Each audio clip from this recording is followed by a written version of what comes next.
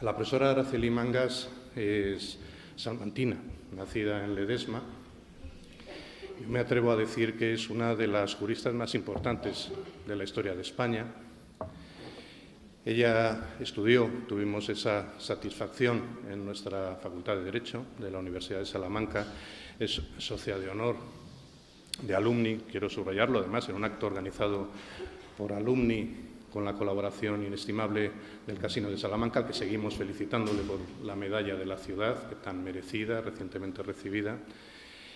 y además es miembro del Consejo Asesor de Alumni. Está o ha estado en los lugares donde las más prestigiosas figuras del derecho tienen que estar, al servicio siempre de la sociedad, de nuestro país, de la Unión Europea y de la comunidad internacional. Reconocer que presumo de una cosa, y es de haber sido alumno de Araceli Mangas. Tuve la suerte, y lo subrayo, la suerte, de que aquel año, el año en el que iba a cursar yo Derecho Internacional, entonces estaba en el curso tercero de la licenciatura en Derecho, de la entonces llamada licenciatura, que obtuviera la cátedra por Salamanca Araceli Mangas. Era el año 1986, si no me equivoco. Tuvimos luego la suerte de contar con ella en nuestra comunidad universitaria 25 años, hasta que se fue a la Universidad Complutense de Madrid, donde está ahora, pero bueno, nunca ha dejado de estar vinculado a nuestra universidad y antes lo citaba a través de alumni. Recuerdo su primera clase. Era un momento en el que había desaparecido la cátedra de Derecho Internacional, se había recuperado y gracias al destino fue ella quien obtuvo aquella cátedra y empezó el curso con una lección magistral sobre Francisco de Vitoria. No lo olvidaré nunca. De hecho, lo que aprendí, no solo en esa clase, naturalmente, sino en todo el curso, ha sido especialmente útil para mí. No hay nadie que explicara, que abordara mejor el derecho comunitario, lo que llamamos hoy el derecho de la Unión Europea, en la Universidad Española, y teníamos la suerte de que fuera catedrática en Salamanca, y yo tuve la suerte de ser uno de los primeros estudiantes que recibí esa docencia como catedrática. Muchas gracias, querida Araceli, por estar aquí esta tarde con nosotros. Gracias. Estoy muy satisfecha de poder estar aquí. Agradezco a Alumni la invitación que se me hizo a primeros de enero para tratar el tema libre. Me dijeron, bueno, pues el tema hoy por excelencia que más nos preocupa a los europeos, a los españoles, es sin duda la guerra de Ucrania.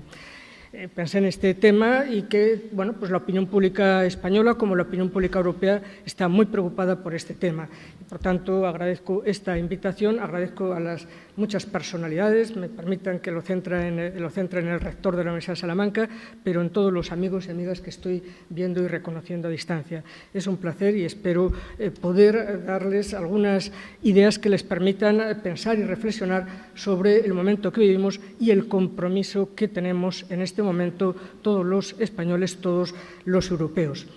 Porque es claro, como el título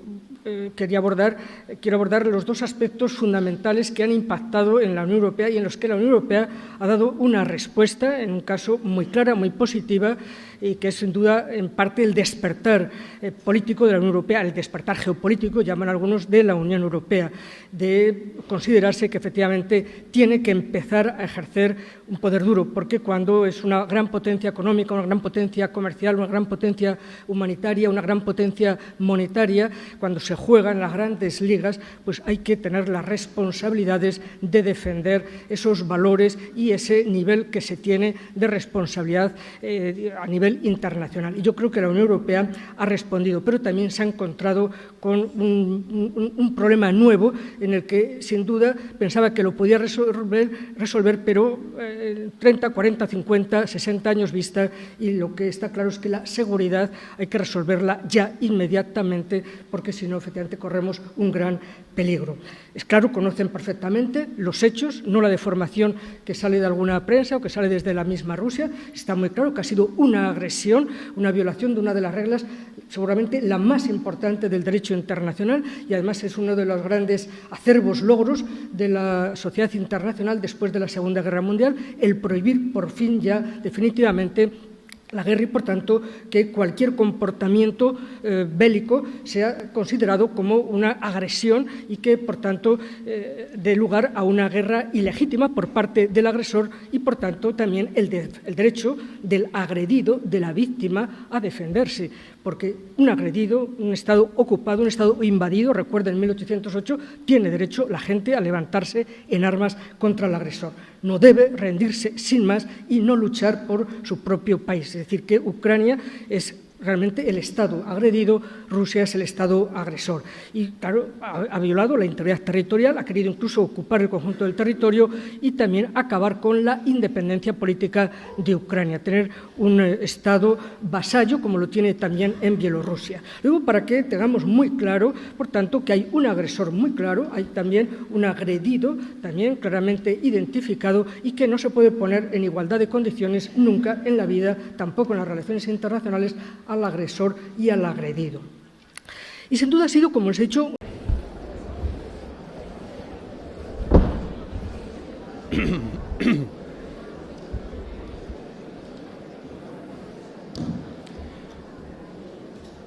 Buenas tardes. Con el permiso del presidente del Casino, empezamos, si les parece, señor presidente, señor rector, señora presidenta de honor y coordinador de alumni en Salamanca.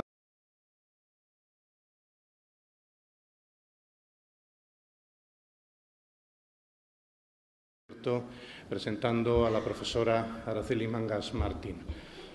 No necesita presentación, pero supone un solaz para quien habla ahora poder hacerlo. La profesora Araceli Mangas es salmantina, nacida en Ledesma. Yo me atrevo a decir que es una de las juristas más importantes de la historia de España.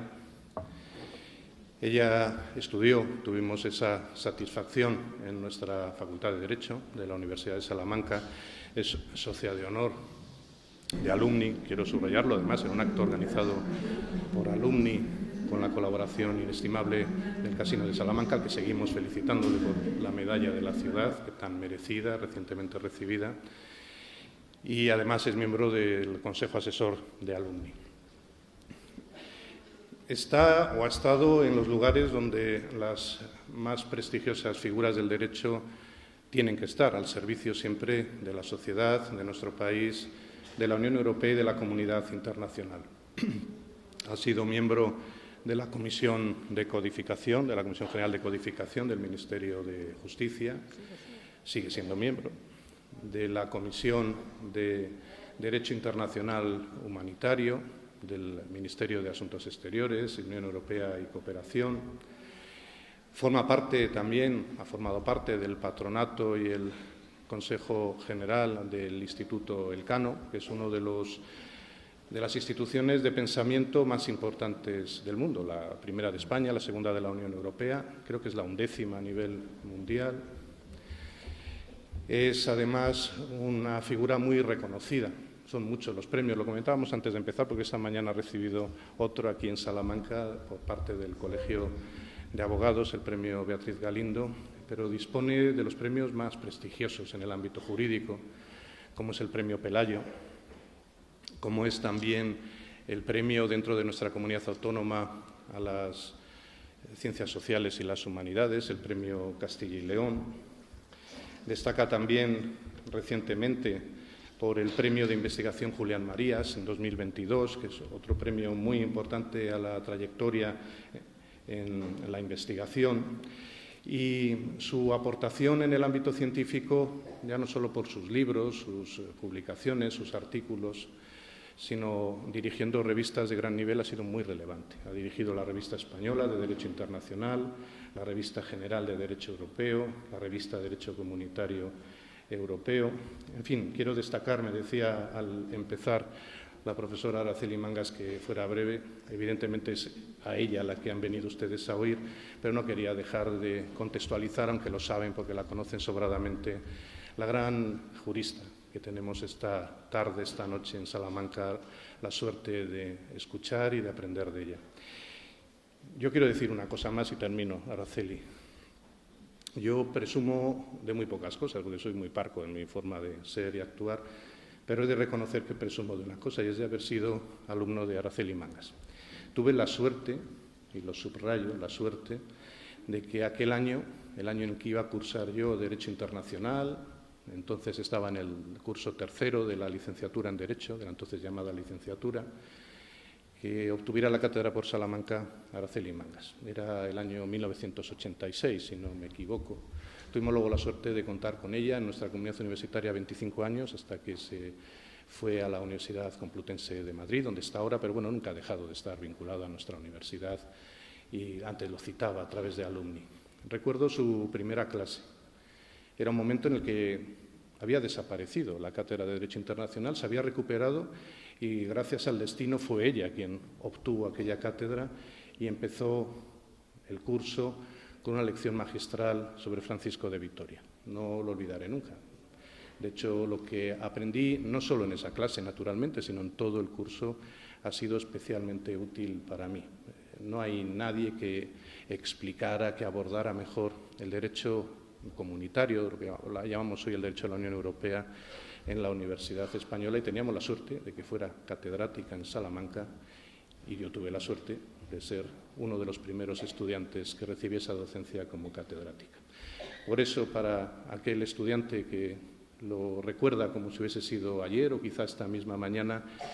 quiero nuevamente manifestar mi satisfacción por estar aquí, profesora Mangas,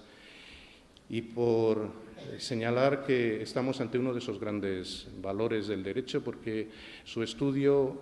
es profundo, cuidado, detallado de todos los aspectos, pero además tiene una virtud que no todos los juristas tienen, y es que es capaz de explicarlo a todos los públicos, de participar en los medios de comunicación siempre con un compromiso ciudadano certero. Hay que leer sus artículos, es una obligación ciudadana hacerlo porque permite aprender y detectar muchos asuntos que si no, no nos daríamos cuenta de ellos. Y, por tanto, gracias por esa labor docente investigadora, por esa labor didáctica permanente y muchas gracias, querida Araceli, por estar aquí esta tarde con nosotros. Gracias.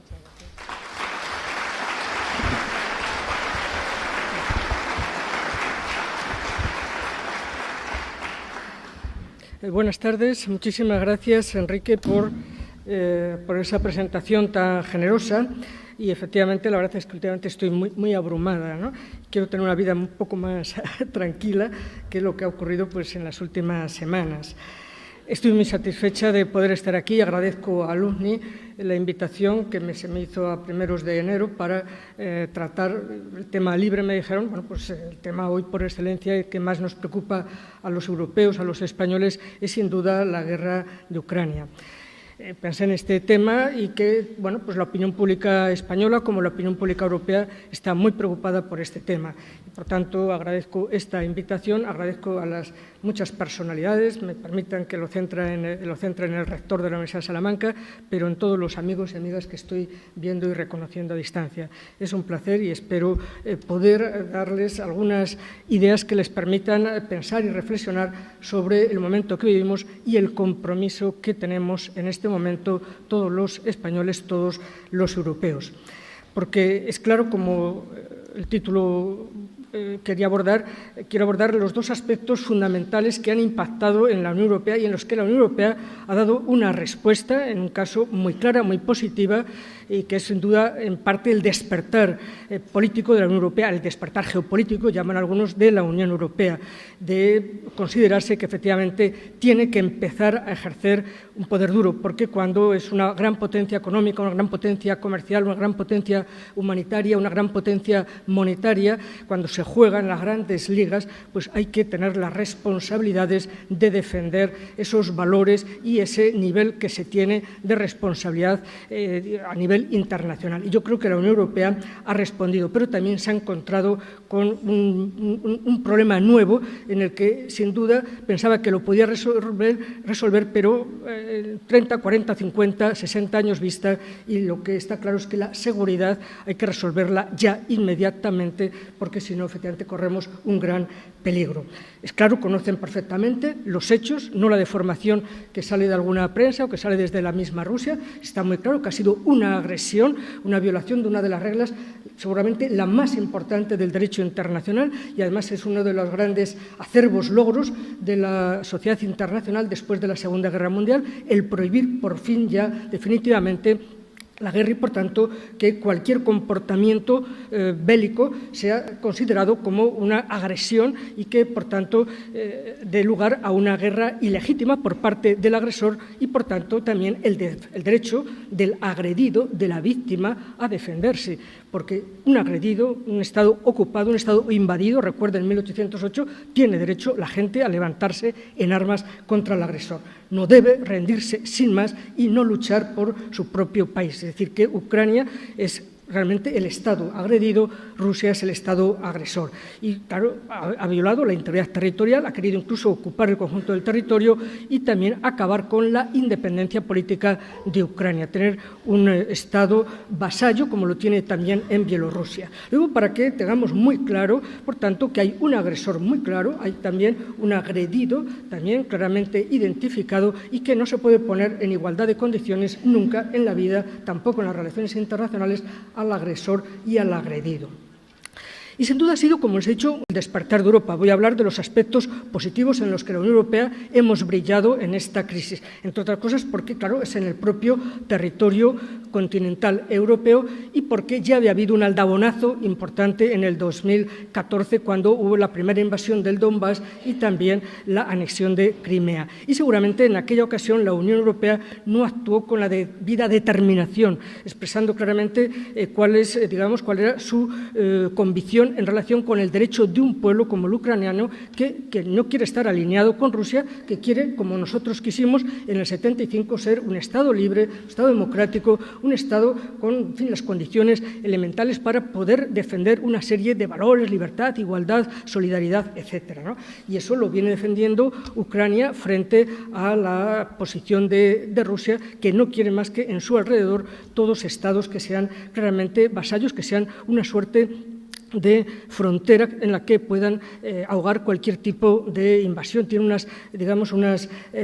preocupaciones de seguridad que no son nuevas, son las mismas que tenían los zares, es decir, las mismas que tenía Stalin después, y ellos las mantienen igual, que tienen una sensación de que no están bien defendidos si no todos los estados que están a su alrededor son estados que mantengan una relación de vasallaje con Rusia. Eso hoy no se puede aceptar, esa seguridad extensiva, esa soberanía extensiva por parte de Rusia. Llegó un momento en que consideró que debía avasallar por completo a Ucrania y lo hizo, como saben, hace un año. Y ahí, como les decía, quería ahondar rápidamente para defender lo que ha hecho la Unión Europea, porque creo que ha ejercido un liderazgo global, liderazgo geopolítico, y realmente llegó a liderar y la sigue manteniendo una coalición antibelicista en Naciones Unidas. Sabíamos perfectamente que, teniendo en cuenta que el agresor es nada menos que un miembro permanente del Consejo de Seguridad y que, por tanto, iba a utilizar su derecho de veto para que ni tan siquiera se condenase esa acción agresiva. Entonces, sabiendo perfectamente lo que iba a ocurrir, una vez que se constató que ejerció el veto, entonces la Unión Europea, junto a Estados Unidos, pero moviendo la Unión Europea a muchos estados, en torno a 90 estados, se consiguió resucitar o recordar una resolución que ha tenido una decena ya de actividades desde la guerra de Corea, para que cuando es un Estado miembro del Consejo de Seguridad el que veta, y sobre todo uno de los que tienen capacidad de veto, los 5 permanentes, entonces que en ese caso quien pueda seguir debatiendo y examinando los posibles ilícitos, las posibles violaciones del derecho internacional, sea entonces la Asamblea General. Y eso se consiguió afortunadamente en el propio Consejo de Seguridad, que delegara, que atribuyera, ya que pasara las competencias, digamos que aceptara el relevo a la hora de examinar lo que estaba ocurriendo en Ucrania. Y se consiguió, por tanto, que desde a los 3 días, el 27 de febrero, prácticamente ya pasara a la Asamblea General de Naciones Unidas el control de la situación, aunque no tiene los mismos poderes coercitivos que tiene el Consejo de Seguridad. Pero por lo menos que Rusia no se quedara sin una sola resolución de condena. Y efectivamente tiene ya un rosario de resoluciones, porque a partir del 2 de marzo ya empezaron la primera resolución y ahí consiguió la Unión Europea una gran coalición antibelicista. Y eso no se consiguió en pocos pocos días. Lo ha confesado Borrell que desde el día 6 de enero ya se sabía que iba a invadir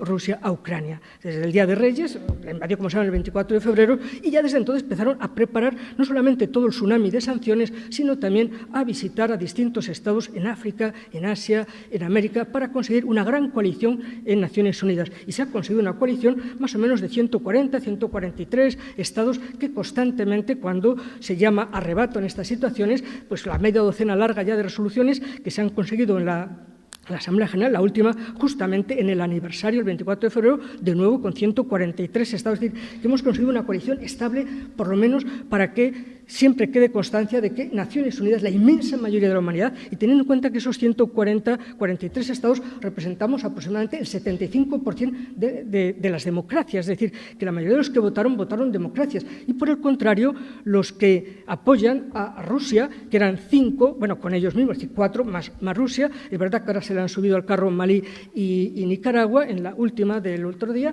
pero eran 5 y todos absolutamente dictaduras, ¿no? Dictaduras, por tanto, creo que está muy claro qué valores estamos defendiendo y cómo nos estamos agrupando en el seno de Naciones Unidas. Al menos para considerar que efectivamente es un hecho ilícito, porque ningún Estado puede estar tranquilo si se rompiera esa regla de que hay que respetar la integridad territorial de los Estados y que no se puede llevar los ejércitos contra otro Estado y apoderarse de cualquier Estado simplemente porque el otro es muy poderoso y el que tiene al lado, el vecino, es muy débil. No se puede aceptar esa situación, no habría seguridad y de hecho así lo ve la propia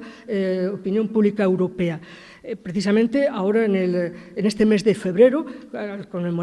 recordar el aniversario, se hizo una gran encuesta del Eurobarómetro y se le preguntaba a la gente si consideraban que una agresión como la de Rusia a Ucrania suponía realmente una amenaza a la seguridad de todos en la Unión Europea, los 27. Y bueno, pues es realmente espectacular porque el 76% de la población europea considera que lo que hizo Rusia en Ucrania puede ocurrirle a cualquiera de los 27 estados y, por tanto, que Rusia con esa acción, el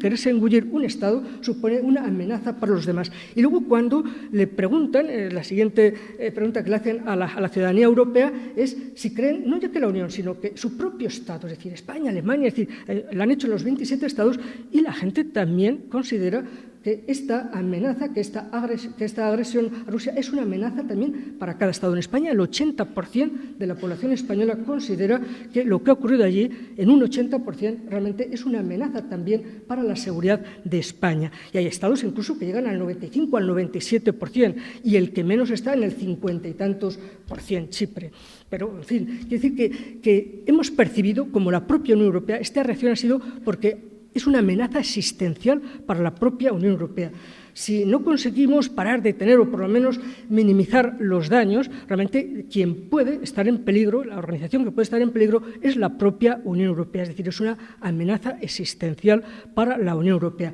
Y muchos estados de la Unión Europea, está claro, Finlandia, está claro los Bálticos, Polonia, Bulgaria, Rumanía, también ven en lo que está ocurriendo una amenaza existencial para ellos si quiere recuperar no tanto los estados del antiguo bloque soviético, sino simplemente los estados del antiguo bloque zarista. Es decir, por tanto, la reacción tan importante de Naciones Unidas, de la Unión Europea en Naciones Unidas o en otros ámbitos, en el Consejo Ártico, en el Consejo de Derechos Humanos, de expulsar a Rusia o de suspender los derechos de Rusia, son claramente para hacer ver, reprobar la brutalidad de la acción de Rusia en este caso. Entonces, ese despertar, ese liderazgo global con el que ha reaccionado la Unión Europea, está claro que lo hace también para defenderse, para garantizar su propia seguridad, porque efectivamente podría estar en peligro si Rusia empieza a extenderse por más estados.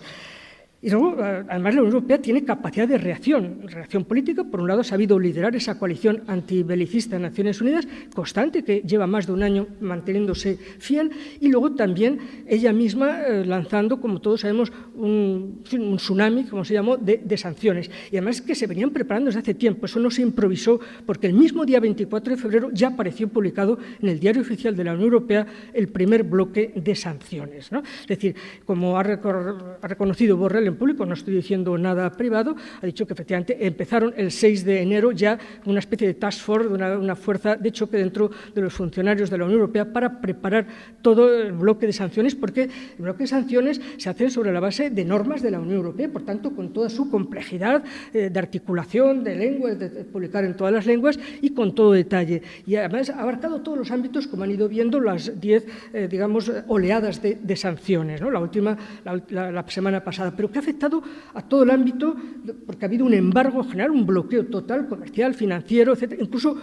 por supuesto, también embargo de los fondos que Rusia tenía en bancos occidentales, nada menos que la mitad de todos sus ahorros, más de 300.000 millones de euros que quedan bloqueados en bancos occidentales. Pero como no somos beligerantes, no podemos utilizar esos fondos, pero sí no dejarle que los pueda sacar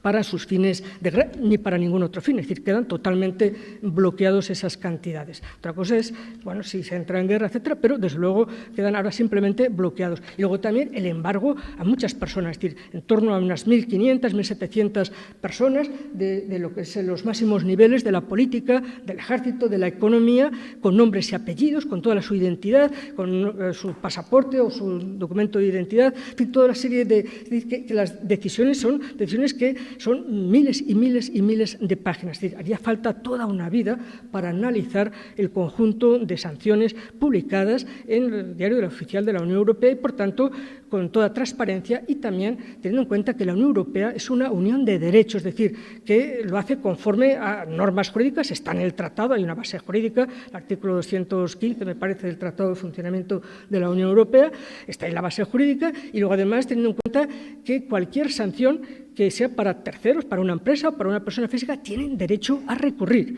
Es decir, no es un sistema dictatorial de la Unión Europea, sino un sistema abierto y que cualquier norma que limite, suspenda o elimine derechos, incluso a extranjeros, tienen derecho a recurrir directamente ante el Tribunal de la Unión. Por ejemplo, se ordenó el cierre de la emisora Russian Today y la agencia de noticias rusa Sputnik. En toda la Unión Europea, en los 27 estados, prácticamente el mismo día se entró en todas las sedes, en Madrid están Princesa, etcétera, inmediatamente cerradas todas las emisoras que tiene que tiene Rusia en la Unión Europea. Bueno, pues efectivamente tiene derecho a recurrir, recurrió, y bueno, como la justicia allí funciona como debe funcionar, es decir, en poco tiempo, creo que demandaron, el recurso lo pusieron en marzo, y en el mes de julio yo creo estaba ya la sentencia en la que el Tribunal General de la Unión consideró que había sido correcto, que era proporcionado el cierre y veía los valores que la Unión Europea trataba de proteger frente a la manipulación y las noticias falsas que son habituales en los medios soviéticos, en los medios rusos, perdón, como consecuencia de su sistema autocrático, ¿no? Es decir, que las sanciones que ha puesto la Unión Europea y que han sido seguramente las sanciones más detalladas y las, digamos, las más amplias y las más profundas, constantes, en todos los ámbitos, no escapa en ningún ámbito de la economía, del comercio y la sociedad el prohibirles entrar, por supuesto, en la Unión Europea. Cuando prohibieron los vuelos, bueno, pues efectivamente se les ha creado un problema gravísimo, porque todos los vuelos tendrán que entrar, en todo caso, por el Pacífico, tendrán que entrar por China, pero no por el continente europeo, que era lo habitual, con lo cual, bueno, pues es un bloqueo en todos los ámbitos de comunicaciones, comercial, financiero, en todos, tecnológico, en todos los ámbitos y, por tanto, también en los puertos o en el prestar servicios a buques rusos o a aviones rusos donde estuvieran han quedado bloqueados. Es decir, el tsunami de sanciones es un bloqueo muy importante. Es verdad que no tenemos unos informes claros del impacto que ha tenido, seguramente quizá menos de lo que esperábamos, porque también es verdad que ellos se han defendido y tienen una buena gobernadora de la banca rusa y que, bueno, pues ha tratado de por todas las grietas ir taponándolas y que haya los menores riesgos para ellos. Pero es verdad que todos los precios del petróleo y del carbón han bajado muchísimo, los tienen que vender a precio de saldo, todos sus productos agroalimentarios los tienen que vender también a precio de saldo, es decir, la gran rivalidad ya va apareciendo, lo debo decir, la gran beneficiaria es China de esta guerra, ¿no? Es decir, es verdad que incluso la guerra, como he dicho en alguna ocasión, nunca se hubiera producido si seguramente China en el acuerdo que hizo con Rusia el 4 de febrero del 22, es decir, 20 días de la invasión, incluso le pidió que no empezara la invasión durante los Juegos Olímpicos de invierno, es decir, que maneja bien, naturalmente, a Rusia. Le pidió que no empezara la guerra mientras fueran los Juegos Olímpicos, pero una vez terminada y extinguida la rama olímpica, podía hacerlo. Es decir, China tiene realmente la llave de esta guerra y la llave de la paralización de la guerra. Le dio el visto bueno ese acuerdo del 4 de febrero, en el que establecen una amistad sin límites, no es un acuerdo de defensa. China no ha ayudado militarmente todavía, que se sepa, a Rusia, pero está encantada de que se desgaste y que siga siendo realmente una potencia dependiente de China. Es decir, aquí cada uno busca también sus beneficios y no olviden que esta guerra, aunque el agresor es claro, por eso ha empezado por ahí, es Rusia y la agredida, la víctima es Ucrania, no olviden que esta es una guerra, es un pulso muy importante, muy fuerte entre China y Estados Unidos. Es decir, dentro del marco de la rivalidad de un país ascendente, China, y una potencia declinante, que es Estados Unidos. Se están tomando el pulso, quiere saber cómo iba a reaccionar Europa, cómo iba a reaccionar Estados Unidos, ya sabe, ya tiene un aviso, ya tiene ahí un mensaje claro de cara a Taiwán. Es decir, que se ha reaccionado, que ha habido una unidad impresionante entre Europa y Estados Unidos y que efectivamente se ha hecho frente a esa situación. Es decir, esa idea de que las sociedades occidentales no están dispuestas al sacrificio, bueno, eso ha quedado completamente desmantelado para ellos. Incluso Rusia pensaba que en el mes de marzo, abril del año pasado, ya el apoyo se hubiera terminado a Ucrania, porque pensaba que efectivamente la gente no iba a estar dispuesta a sacrificios en sus economías, en pagar la factura de la luz, pagar los precios de los alimentos más altos, etcétera. Y la verdad es que la gente ha aguantado muy bien, nuestra ciudadanía, en toda la Unión Europea. Desde ese punto de vista hay que reconocer, por tanto, que la reacción de la Unión Europea ha sido, en ese aspecto, extraordinaria, las sanciones que se han establecido, y luego también, además, ayudar, porque hay que ayudar a Ucrania, porque un país que está en guerra, su administración apenas la puede mantener, apenas tiene son exiguos los ingresos fiscales, porque no puede operar la administración, el Estado, como opera en una situación normal, y solo una pequeña parte del país la economía sigue funcionando, en la parte, digamos, más occidental, pero la más próxima a Rusia, claro, tiene la mitad del país bloqueado o con riesgo de amenaza de guerra de bombas. Entonces, hay que sostenerle sus bomberos, sus maestros, sus profesores, sus aulas, sus hospitales, sus médicos, su protección civil, sus servicios de limpieza en las calles, es decir, todo lo que es una administración, y claro, bueno, pues ellos dijeron que necesitaban entre 3 y 4.000 millones de euros al mes para mantener los sueldos y la gente que se ha quedado allí a vivir, y sobre todo no olviden, 700.000 personas están combatiendo, están en pie de armas en el ejército ucraniano. Entonces, bueno, pues eso hay que mantener, ese estado, insisto, los hospitales, los hospicios, las residencias de ancianos, y bueno, pues la Unión Europea más o menos ha venido a pagarle en torno a unos 18.000 millones el año pasado, y este año también ha aprobado ya, desde el mes de noviembre más o menos, para este año también otros 18.000 millones. El resto se los da también Estados Unidos, y no olviden, a otros estados occidentales también están ayudando para seguir manteniendo el Estado. Y luego, además, claro, las ayudas, más de la ayuda humanitaria que le estamos dando, sobre todo recogiendo entre nosotros, entre por lo menos más de 5 millones de ucranianos, entre 5 y 8 millones, bueno, pues eso también es una ayuda muy importante, que en todos los eurobarómetros la gente se siente muy orgullosa de que la Unión Europea esta vez haya funcionado magníficamente frente a lo que ocurrió en el 2015 y que se haya podido desalojar a muchas personas, especialmente mujeres y niños, que salieran de Ucrania, porque la guerra podía ser devastadora, y entonces tratar de conservar una buena parte de la población, y naturalmente los que quisieran venir entre nosotros pues han podido entrar con toda normalidad en nuestros estados y con condiciones realmente óptimas por una situación como esta. Es decir, eso a la gente en los eurobarómetros se ve que hay un gran orgullo de cómo hemos respondido en esta situación de guerra con la pobre población ucraniana, que si hubiera quedado allí pues seguramente muchos pudieran fallecer. Pero no los varones, que efectivamente la mayoría, y aquellas mujeres que son también combatientes por voluntad, pues también se han podido quedar en el país, y se debían quedar especialmente, ¿no?, aquellos que lo quisieran hacer. También hay que reconocer que, luego, además de la ayuda financiera, lo saben perfectamente, yo creo que es algo que se están haciendo cosas inimaginables en los últimos años en la Unión Europea. La pandemia nos puso en una situación muy difícil y se hizo algo que era inimaginable, impensable, que era nada menos que la Unión Europea pidiera unos grandes préstamos, que son los fondos Next Generation, para repartirlos entre nosotros, es decir, que saliera a los mercados internacionales a tomar dinero prestado por la garantía que supone la Unión Europea, la reputación que tiene, y conseguir esos 750.000 millones de euros para, sobre todo, asistir a Italia y a España, los dos países que peor gestionaron la pandemia, pues darle una buena parte de los fondos para poder sostener la situación. Bueno, pues eso que fue una especie de mutualización de la deuda, aunque no es del presupuesto de la Unión Europea, son de empréstitos internacionales. Bueno, pues lo mismo se ha hecho ahora en relación también, en el fondo, con Ucrania. Es, digamos, de los fondos intergubernamentales, de un fondo de facilidad para la paz, que estaba previsto para 7 años gastar unos 6.700 millones de euros. Bueno, pues los hemos gastado en un año casi más de la mitad y seguramente se acabará en este año toda esa cantidad para 10 años, pensando en situaciones de meras actuaciones en Malí, en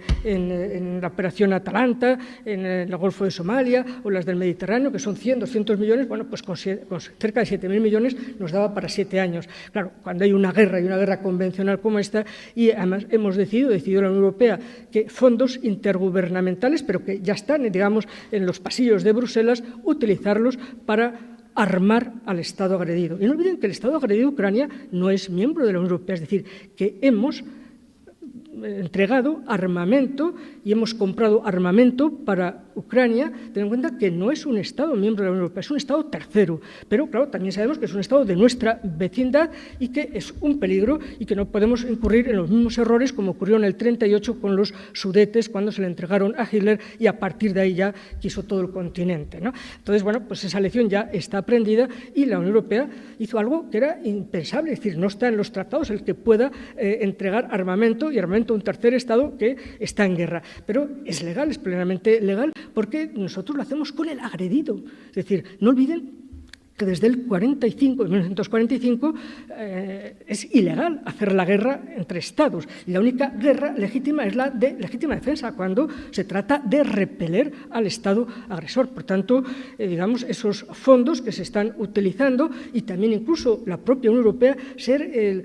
acicate, el estar recomendando a los Estados que de sus fondos propios nacionales, de sus depósitos de armas, entreguen a Ucrania lo que necesite para que pueda resistir en su legítima defensa. La legítima defensa hoy está regulada en la Carta de Naciones Unidas, pero es un derecho inherente a todo Estado, aunque hoy ya, digamos, regulado por el derecho de Naciones Unidas, ese artículo 51, dice que la legítima defensa, claro, te da derecho a utilizar las armas cuando Naciones Unidas no te puede ayudar, no tienes más remedio que defender a tu población, defenderte frente a un agresor, y que tienes derecho a pedir al resto de los Estados, aunque no hubiera un pacto de defensa mutua, el pedir a otros Estados que te ayuden en la legítima defensa. Es decir, que pedir ayuda por parte del agredido, lo entienden perfectamente, llévenlo a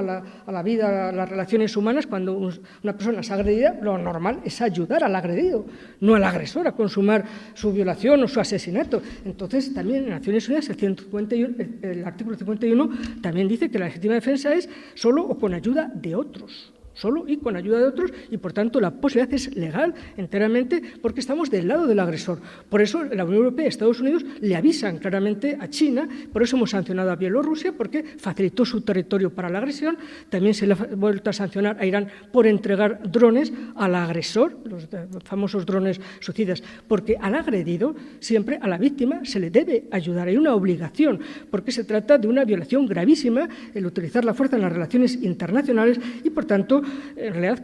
tanto con las sanciones económicas, con ayudar al Estado y también incluso con ayudarle a que tenga munición y que tenga armamento para defenderse, realmente lo que estamos es ayudando, digamos, de una forma disuadiendo al agresor de que no siga en esa vía, no siga por esa vía, porque hay otros Estados que estarían dispuestos a ayudar al agredido, sin que eso suponga en absoluto entrar en guerra. No somos beligerantes, ni ninguno de la Unión Europea, ni Estados Unidos, ni el conjunto de Estados, también Noruega y otros, que están entregando armamento a Ucrania. Siempre, en todas las guerras, incluso antes del derecho de Naciones Unidas, siempre se ha podido vender armas en guerras. Es decir, eso ha sido siempre lícito. Otra cosa es el neutral. El neutral tenía, en todo caso, si las vendía a las dos partes al mismo tiempo. Pero ya el derecho de neutralidad ya prácticamente no existe, y lo que está claro, teniendo en cuenta de que solo las guerras de legítima defensa o las autorizadas por Naciones Unidas son las únicas legales, por tanto, ayudar al agredido con armamento no supone entrada en guerra. Ni lo suponía antes, ni lo supone en absoluto. Nuestra situación está muy claro que, digamos, en ese aspecto somos aliados políticos, no aliados sobre la base de ningún pacto de defensa mutua. Lo hacemos porque queremos, porque la base jurídica está en el propio sistema de Naciones Unidas, y también incluso porque alguna sentencia, la de la Corte Internacional de Justicia en el año 86, en el asunto de Nicaragua contra Estados Unidos, también lo reconoció que, bueno, pues hay una obligación de los Estados de disuadir a los agresores, a disuadir a los Estados que violan el derecho internacional, y, por tanto, disuadirle con medios lícitos para que, termine la agresión, para que tengan conciencia de la situación y, por tanto, hacerles la vida lo más difícil y, sobre todo, ayudando, en este caso, al agredido. Por tanto, nunca en esta materia tenemos que colocar al agresor y al agredido en la misma situación. Y, por tanto, es plenamente legal, es un medio de coacción legal lo que estamos haciendo desde la Unión Europea, desde Estados Unidos, los 45 estados que estamos sancionando. En el planeta Tierra somos unos 45, es distinto de la coalición antibelicista a la que antes me refería en Naciones Unidas, los que estamos sancionando, es decir, digamos, haciéndole las cosas muy difíciles, que no tenga suministro económico, que no reciba todos los días. Por eso también hemos renunciado a comprar el gas ruso, prácticamente de una dependencia de más del 80-90%, a unos estados 100% total dependían del gas ruso. Bueno, pues ahora se está pasando ya a situaciones de menos del 10%, y, por supuesto, petróleo y carbón ya desde el verano no se le compra a Rusia. Es decir, eso, bueno, pues supone una forma de ir asfixiando su economía, y que, en todo caso, si lo vende a otros, lo tendrá que vender a precio de saldo. Pero, en todo caso, hay que reconocer que, en conjunto, la Unión Europea ha actuado de una manera muy correcta en esta situación, puesto que ha dado respuestas en todos los ámbitos, económico, financiero, de sostener el Estado, de sostener a la gente, de acogiendo a la gente ucraniana entre nosotros, y, desde ese punto de vista, las respuestas son un despertar para la Unión Europea. Es decir, la Unión Europea, digamos, en el mundo se ha hecho visible por ese liderazgo y por esa forma, porque también era lógico que fuéramos nosotros. Es nuestro continente, y se trata de un Estado que quiere ser democrático, sobre todo su población, más que sus políticos, sobre todo su población. Es un Estado que, efectivamente, bueno, pues tiene muchas fallas democráticas, es un Estado que era también muy corrupto, todos sabemos la cantidad de mafias, pero la población es una población muy buena, como a veces también ocurrió en parte con nuestra clase política y nosotros, ¿no?, la población española. Bueno, pues ese es un pueblo que tiene valores, que comparte nuestros valores, y que, además, efectivamente, ansía tener un Estado democrático, y, por tanto, su opción es muy clara frente a la dominación rusa. Bien, por tanto, ayudar a la víctima no nos convierte en absoluto en todo caso, Ucrania es nuestra beneficiaria, pero no nuestra representante. Lo digo porque también en algunos medios de comunicación y desde algunos partidos políticos dicen, es que la Unión Europea y Estados Unidos están haciendo la guerra por poder, es decir, están dejando que se sacrifiquen. Vamos a ver, es decir, fue Rusia la que empezó la guerra. Otra cosa es que, finalmente, una guerra, como la ley de las consecuencias no intencionadas, esté favoreciendo a otros estados, está favoreciendo claramente a la anglosfera, especialmente a Estados Unidos, y, naturalmente, también a China. China es una de las grandes beneficiarias de la guerra, y la parará cuando ya considere, sobre todo cuando nuestra reacción, especialmente de Europa y de Estados Unidos, llega un momento en que se le pongan las cosas claras a China, porque no olviden que China es nuestro primer socio comercial, es decir, que tiene una gran dependencia de nosotros, también a lo mejor nosotros de ellos, pero tiene una gran dependencia, y también de Estados Unidos. Incluso en esta guerra, quien más está sacrificando somos nosotros, los europeos, porque, al fin y al cabo, insisto, Rusia era nuestro quinto socio comercial, y, por tanto, hemos sancionado a nuestro quinto socio comercial en nuestras empresas, que ya no pueden vender a Rusia, o que no nos podemos favorecer de los productos rusos energéticos. Por ejemplo, piensen en empresas energéticas españolas importantes, bueno, pues que han tenido que buscarse la vida, y encima con lo que ha pasado con Argelia, pues muchos problemas para poder seguir con su negocio. Es decir, para la Unión Europea esto ha sido un gran sacrificio, esta guerra, porque para Estados Unidos muy poco. Estados Unidos apenas tenía comercio con Estados Unidos, con Rusia, y además menos del 10% del petróleo que importaba Estados Unidos era ruso, es decir, a ellos no les ha hecho daño, y además incluso han cambiado el petróleo ruso por el petróleo venezolano, es decir, han hecho una reversión entre dictaduras, ¿no? Se lo dejan de comprar a la dictadura rusa y ahora se lo van a comprar a la dictadura venezolana, ¿no? Pero nosotros sí, nosotros hemos perdido un gran cliente en todos los sentidos, en importación y exportación, que es Rusia, es nuestro quinto socio comercial. Y luego, además, teniendo en cuenta que muchos estados de la Unión Europea habían cometido un error, lo hicieron con una buena intención, Alemania especialmente, pero otros estados, también Hungría. Hungría tiene una dependencia total 100% del gas y del petróleo ruso y del carbón. De hecho, es el único Estado que se le ha permitido que se mantenga sus relaciones con Rusia. No olviden que no tiene puertos, por tanto, no podemos llevarle en barcos el gas licuado y luego tampoco tiene, o sea, no hay posibilidad. Y de hecho, Alemania tampoco tenía apenas gasificadoras y ha construido ya una rápidamente en Hamburgo, pero bueno, tiene al menos salida al mar Alemania, pero no Hungría. Quería decirles que también hemos cometido un error importante en la Unión Europea por parte de algunos Estados, no el caso de España. Teníamos una dependencia muy pequeña de los productos energéticos rusos, comparado con otros ingresos, ¿no? Pero es verdad que Alemania, ya desde la Ostpolitik, es decir, no era cuestión de ahora ensañarse con la señora Merkel, o sea, ya desde los años 70, 72, cuando se empezó la política de entendimiento con la Alemania del Este y con los países del Este, la famosa Ostpolitik de los 70, de Willy Brandt y otros, bueno, pues estaba basada en una filosofía kantiana, en la paz perpetua, cuando decía que la forma de garantizar la paz entre las naciones es el comercio. Y es verdad. Es decir, cuando creas unas dependencias importantes,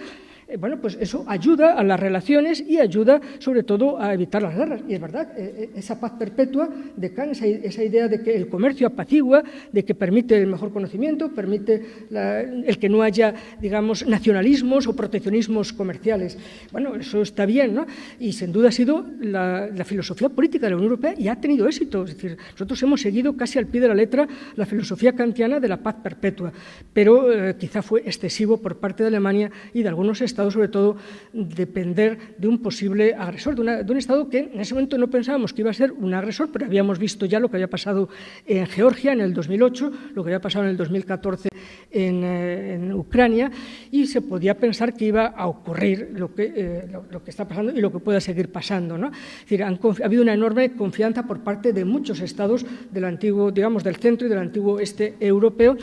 confiando plenamente todo su mantenimiento, toda su economía del gas, de los productos energéticos rusos. Por eso en los primeros días, cuando los medios de comunicación nos decían ¿y por qué no inmediatamente, desde mañana mismo, no compramos gas? Pues porque no se puede. Si Alemania deja de comprar, al día siguiente, el 25, se hunde toda la economía alemana, y si se hunde la economía alemana, nos hundimos todos, eso no lo olvidemos. Entonces se ha hecho con tiento, poco a poco, y efectivamente en el verano ya estaba programado cómo iba a ser el desenganche, la desconexión energética de Rusia. Además, Rusia pensaba que nunca íbamos a reaccionar porque nos tenía pillados, iba a ser una extorsión perfecta energética, y de luego se han hecho las cosas con cabeza y, bueno, pues buscando alternativas, buscando mercados, y incluso en el propio verano ya se pidió a todos los Estados que estuvieran prácticamente al 100% ya en el verano de reservas energéticas y, por tanto, buscarlas en cualquier parte del mundo, ¿no? Y luego, teniendo en cuenta, España la ha venido muy bien porque tenemos muchas regasificadoras, tenemos una gran experiencia y, bueno, pues ha habido un trajín, es decir, ha favorecido seguramente a varias empresas. En definitiva, creo que desde ese punto de vista de liderazgo económico, financiero, político, de llevar la voz cantante en relación con Rusia, ha sido muy claro por parte de la Unión Europea. Pero no es una guerra por poderes, no lo olviden, son ellos los que la han empezado y ellos los que la pueden también parar. Y que en todo caso nosotros no tenemos que decirle a Ucrania lo que tiene que hacer, porque no es nuestro representante. Será nuestro beneficiario, pero no es nuestro representante. Y por tanto, no olviden, las víctimas las ponen ellos, la estrategia la ponen ellos, y no somos beligerantes por eso mismo que acabo de decir, porque nosotros no estamos combatiendo. Entregar armamento nunca ha sido ilegal, pero entregar soldados, es Es decir, pasar esa delgada línea roja, eso sí es entrar en guerra. Eso es entrar en guerra con todas las consecuencias que eso puede tener. Pero esa línea la ha cuidado muy bien la Unión Europea, incluso la OTAN ha estado siempre muy al margen de la situación, aunque la propaganda rusa diga lo contrario, porque sabemos perfectamente que ya la entrada de soldados, que son órganos del Estado, cuando entonces habría que atribuir ese hecho claramente a nosotros y, por tanto, entrar en guerra. Es decir, que nos movemos entre la ética de las convicciones, de nuevo volviendo a nuestros grandes filósofos europeos, a nuestros grandes pensadores, entre la ética de las convicciones, es decir, nuestra obligación de ayudar por convicción, porque consideramos que la población de Ucrania quiere compartir nuestros valores, la ética de las convicciones, pero también la ética de las responsabilidades. Y, naturalmente, lo que no queremos, lo que no quieren nuestros Estados, y yo creo que es correcto por parte de la Unión Europea, es, a ser posible, bajo ningún concepto, entrar en guerra. Es decir, ayudar todo lo que necesiten, darle todos los suministros que necesiten, pero, desde luego, no entrar en guerra directamente. Es decir, porque sabemos las consecuencias que puede tener con una gran potencia, que aunque sea una superchería militar, como se ha demostrado en términos convencionales, pero, claro, no deja de ser un gran gigante nuclear. Bien, pero hay un aspecto negativo que sí quiero tratar. Hasta ahora he hablado muy bien de la Unión Europea y creo que lo ha hecho muy bien y nunca se debe ocultar y se debe elogiar y debemos de estar, además, orgullosos. Es más, les diré que en una de los eurobarómetros se le pregunta a la gente si está de acuerdo con el apoyo que ha dado la Unión Europea a Ucrania y la media en la Unión Europea es el 74%, es decir, que el conjunto de la población europea, vean, por tanto, 3/4 partes, 74%. Si quieren saber por España, el 80%. Es decir, el 80%. Estamos en la 10ª posición de población de que considera que se está haciendo muy bien desde la Unión Europea. Algunos estados incluso el 97%. Claro, Suecia están acongojados, lógicamente, ¿no? Y otros están en el 95, 94% de que adelante con la Unión Europea. Y cuando se le pregunta a nosotros, cuando se pregunta a la población europea cómo lo está haciendo su Estado, es curioso cómo ahí la población considera que quien se ha movido muy bien es la Unión Europea, no nuestros Estados. Y ahí baja, el 58% de la población dice que, bueno, que sí, que lo han hecho bien, es decir, aprueban nuestros Estados, y con un aprobado alto. Pero no hay el entusiasmo de cómo la Unión Europea, cómo hay que reconocerlo, Borrell lo ha hecho, Josep Borrell, y naturalmente la señora von der Leyen, que todos los días se está haciendo viajes para convencer incluso a muchos Estados y para seguir manteniendo la idea, porque es importante que la población siga apoyando esta situación, ¿no? En el caso de España, he dicho que el 58% está satisfecha con lo que hacen los Estados y en relación con la población española el 60%, un poquito más satisfecha que otros. Pero vamos, la media es bastante buena, pero vean cómo la gente valora que efectivamente es la Unión Europea la que ha sabido mover muy bien todos los hilos en esta situación. Y luego incluso cuando se habla de eso, de si esto les ha repercutido a la gente, es decir, que la gente es consciente de que esta guerra nos está afectando a nuestras vidas, en nuestras casas, en nuestros hogares, y le preguntan si han sentido claramente las consecuencias de la guerra en casa, por así decirlo, ¿no? Y bueno, pues ahí efectivamente hay un 65% de la población media en la Unión Europea que dice que sí, que lo han notado en casa, es decir, que las consecuencias, la factura de la luz y en otros, sobre todo en la compra diaria, pues se ha notado en toda la Unión Europea. Y cuando se les pregunta, bueno, y a pesar de este factor negativo, ¿considera que es bueno seguir siendo miembro de la Unión Europea y un balance positivo? La gente, el 72% de la población europea se siente orgullosa y considera que a pesar de que ahora hay esa etapa de sacrificios, bueno, pues que el 72% apoya claramente la posición. En el caso de España es el 81%, considera que es adecuado, a pesar de lo que estamos sufriendo, que está bien ser miembros de la Unión Europea, por un lado ayudar y luego tener algunos sacrificios en casa. Les decía que efectivamente tenía que hablar de algún aspecto negativo, es decir, en este caso nos hemos despertado, pero muy negativamente, dándonos cuenta de que llevamos ya, bueno, pues más de 70 años unidos en el sistema de la Unión Europea, con una aceleración importante en materia de defensa en los últimos 15 o 20 años, sobre todo especialmente también a partir del Brexit, pero nos hemos dado cuenta de que esta guerra ha tenido un efecto catastrófico para la defensa soberana, para la defensa autónoma europea. Saben que es un proyecto especialmente desde que se marcharon los británicos, la idea de que, bueno, se marchó el tercero o el segundo ejército más importante del mundo, bueno, pues que tenemos que empezar a defendernos por nosotros mismos, que Francia no es suficiente, y Francia también es la que ha liderado esta idea de que tenemos que pensar en una defensa por nosotros mismos. No se trata de romper el vínculo transatlántico en absoluto, pero saber que para qué problemas necesitamos a los americanos y para qué problemas nos debemos bastar nosotros mismos y no estar siempre dependiendo de Estados Unidos. No olviden que desde 1914 los europeos no nos hemos podido defender nosotros. Desde la Primera Guerra Mundial, todas las guerras que ha habido en este continente, ha habido que pedir ayuda a Estados Unidos. Es decir, eso es lo que Macron y otros consideraban ya desde hace 8 o 10 años, que esto había que cambiarlo. Sobre todo ha sido Macron el gran impulsor de pensar en una defensa autónoma. Y el propio Borrell. Borrell se dio cuenta cuando ocurrió la desbandada en Afganistán, en el aeropuerto, y pidió 6.000 soldados. No había 6.000 soldados entre los 27 para enviar, para relevar a los americanos y acabar de sacar a la gente que iba a correr peligro en Afganistán. Es decir, para haber estado 2 o 3 semanas más, no encontró 6.000 soldados. Y cuando los pidió a un cuartel de alta disponibilidad de la OTAN, que está cerca de Estrasburgo, que están nuestras fuerzas, la de Alemania, Francia, Bélgica y España, la OTAN dijo que ni hablar, que eso está por si hay un ataque a la OTAN. Entonces, tenemos que seguir manteniendo una buena relación, naturalmente, y seguir con nuestros cuarteles de alta disponibilidad, el de Vétera y otros, pero tenemos que tener fuerzas dispuestas. Y es que desde la caída del muro de Berlín hemos vivido un desarme silencioso. Es decir, por ejemplo, España gastaba el 1, bueno, como Luxemburgo en defensa. Tenemos, claro, unos ejércitos con muy pocas capacidades humanas, con muy pocas capacidades militares. La misma Francia, hace apenas 2 semanas, lo reconoció en el Senado, el Comité de Defensa de Francia, que es el principal ejército de la Unión Europea, reconoció que si hubiera sufrido un ataque como el que ha sufrido Ucrania, con 150.000 soldados rusos y tanques y demás, no hubieran podido soportar, porque nuestras fuerzas están pensadas para otras dimensiones, para pequeñas acciones en África, en el Mediterráneo, en Etiopía, en zonas muy variadas, Mozambique, etcétera, ¿no? Entonces, que nuestros ejércitos están pensados porque hemos vivido los europeos como proveedores de seguridad, pero sin darnos cuenta de que nuestros ejércitos no están en condiciones para defender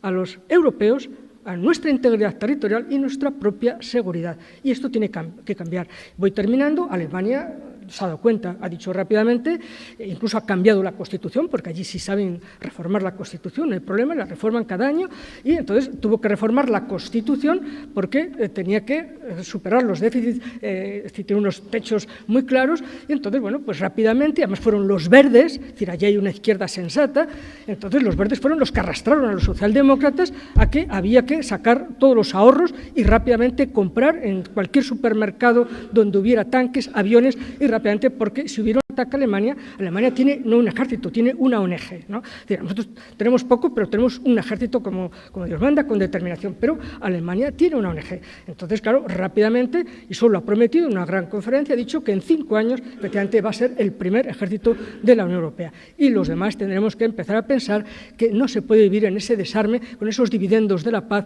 del año 89. Han pasado más de 30 años y ahora las cosas han cambiado extraordinariamente y ahora, efectivamente, nuestra seguridad, nuestra libertad,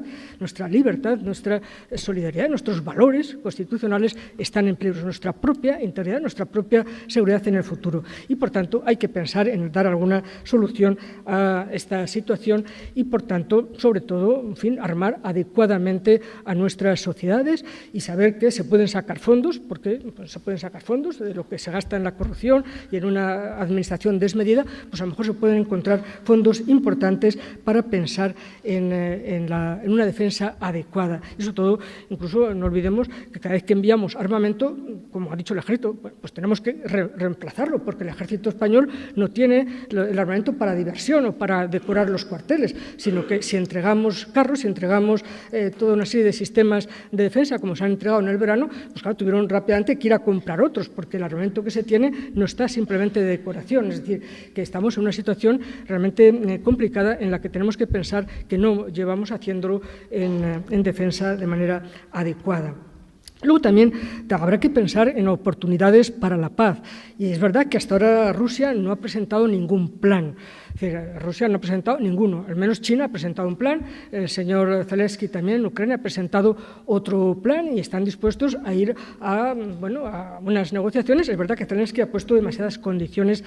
pero bueno, me supongo que eso es de entrada. Pero está claro que en estas circunstancias actualmente de la situación del conflicto no se ve en el horizonte inmediato la posibilidad de una negociación. Pero en la medida en que el conflicto vaya cambiando, no olviden que todas las guerras cambian con mucha facilidad, de un mes para otro las situaciones no son las mismas, entonces en función de esas situaciones habrá que pensar que no, todo conflicto armado, toda guerra termina finalmente o bien en una capitulación total, es decir, porque derroten, y no olviden, yo no creo que la posibilidad de una victoria de cualquiera de las partes es prácticamente imposible, ni de Rusia ni de Ucrania. Incluso Rusia, aunque pueda dominar una buena parte del territorio, si se conforma con lo que ha ganado, sería suficiente. Pero el problema es que Ucrania no se conforma con lo que ha perdido. Y es lógico en cierta medida, ¿no? Entonces no es fácil y es una guerra muy difícil de ganar. Entonces una guerra que puede ser muy larga. Y entonces el problema es hasta cuándo,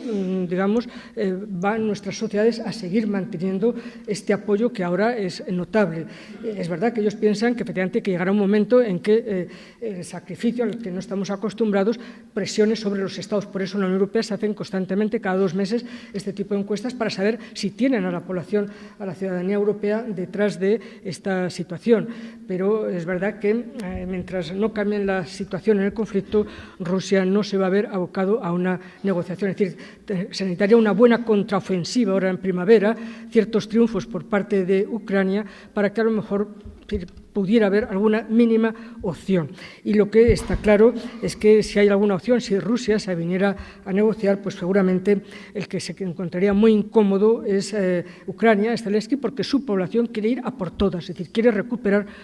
lo cual es legítimo, ¿eh? El problema es hasta qué punto nosotros podríamos soportar una guerra muy larga. Cuando son guerras muy largas, es verdad que las grandes potencias las pierden. Eso es cierto. La perdió Estados Unidos en Vietnam después de 20 años, la acabó perdiendo, y también acabó perdiendo la Unión Soviética en Afganistán, en la guerra que empezó en el 79 y terminó en el 92. Cuando son largas, las grandes potencias son las que finalmente las pierden. Pero si son cortas, me temo que es el David el que puede, el estado débil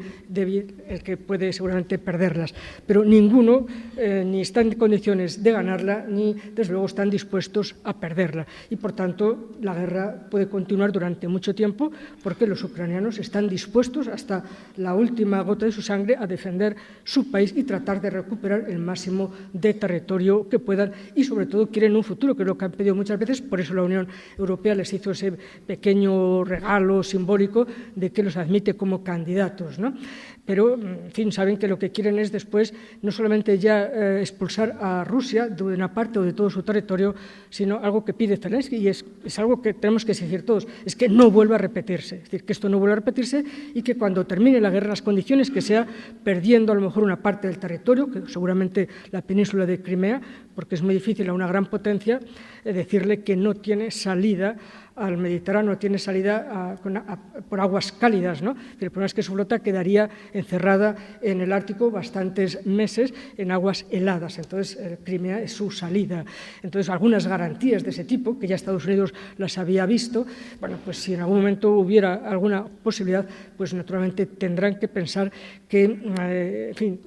tienen que pensar siempre que en una guerra que no puedes ganar por capitulación total, como se le hizo a Hitler, eso no lo podemos esperar, porque eso sería ya entrar en guerra nosotros. Entonces, en esa situación tiene que llegar un momento en que Ucrania acepte, en unas condiciones dignas, desde luego, una negociación. Y, naturalmente, bueno, pues sobre todo nosotros lo tenemos que pensar todos los europeos, y ya termino ahora sí, desde luego pensar en que si hasta ahora la Unión Europea nos había garantizado la paz, porque precisamente estando en la Unión Europea ya no nos hemos hecho la guerra entre los occidentales, ya no ha habido guerras entre Francia, Alemania, con Italia. Es decir, la Unión Europea ha conseguido un gran éxito a base del comercio, de la paz kantiana, bueno, de que entre nosotros es impensable, porque antes los enemigos los enemigos éramos nosotros mismos, es decir, éramos los que se hizo la guerra, sobre todo especialmente entre Francia y Alemania durante más de 100 años. Es decir, eso ya se ha superado por completo, ha sido un gran éxito, pero no nos hemos dado cuenta de que la paz en Europa no solamente es con nosotros mismos, sino con los otros europeos, con los rusos, y seguramente hay que pensar en unas condiciones de seguridad para todos y, desde luego, en todo caso, insisto, que no se vuelva a repetir una invasión por Rusia, por una gran potencia, desde luego, pudiendo eliminar por completo de la faz de la tierra a un Estado. Por eso la Unión Europea ha defendido los valores, eso sí, con cierta proporcionalidad y sin tener que sacrificar en una guerra continental. Esperemos que eso no llegue a ocurrir jamás. Nada más. Muchas gracias.